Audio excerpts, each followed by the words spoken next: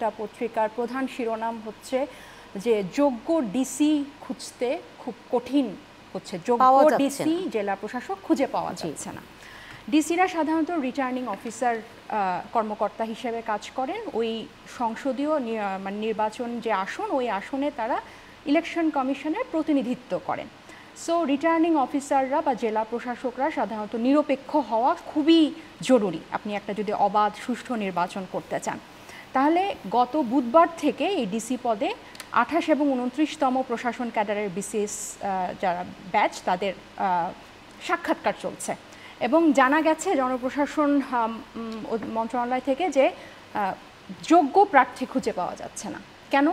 কারণ যারা 28 এবং 29তম যারা ডিসি হওয়ার জন্য পাইপলাইনে, তারা সবাই 2018-তে সহকারী রিটার্নিং অফিসার বা ইএনও পদে ছিল এবং ঠিক হয়েছে যে কেউ যারা যুক্ত ছিল তারা পরবর্তী নির্বাচনে আসবে না।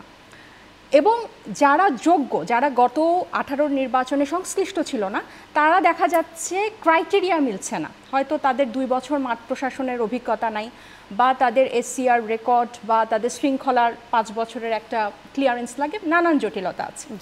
তাহলে দেখেন আমি কেন এই প্রসঙ্গটা আনলাম, আমরা কেন জনপ্রশাসনের মতো একটা গুরুত্বপূর্ণ বিভাগে আমরা নির্দলীয় লোক পাচ্ছি না।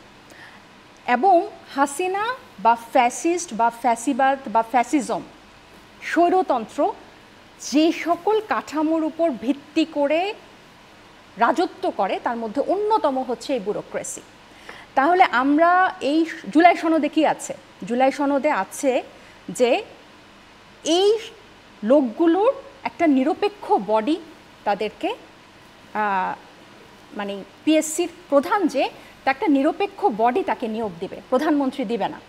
তাহলে আপনি দেখেন এই যে এতগুলো কর্মকর্তা, একটা ব্যাচে 198 জন আর একটা ব্যাচে 196 জন, তারা কিন্তু শুধুমাত্র 2018-তে সংশ্লিষ্ট থাকার কারণে, দলীয়করণের কারণে বাদ হয়ে যাচ্ছে।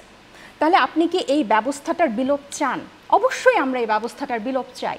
এই যে ভাই বললেন অনৈক্য বড় কোনো বিষয় নিয়ে না, সবচেয়ে বড় বিষয় নিয়ে অনৈক্য। 5ই আগস্ট ঐক্য ছিল হাসিনাকে ফেলার ব্যাপারে, ফ্যাসিস্টকে ফেলার ব্যাপারে। এখন অনৈক্য ফ্যাসিবাদী ব্যবস্থা বিলোপের ব্যাপারে। এই অনৈক্যটা কিন্তু এখন সবচেয়ে বড় একটা বিষয় নিয়ে।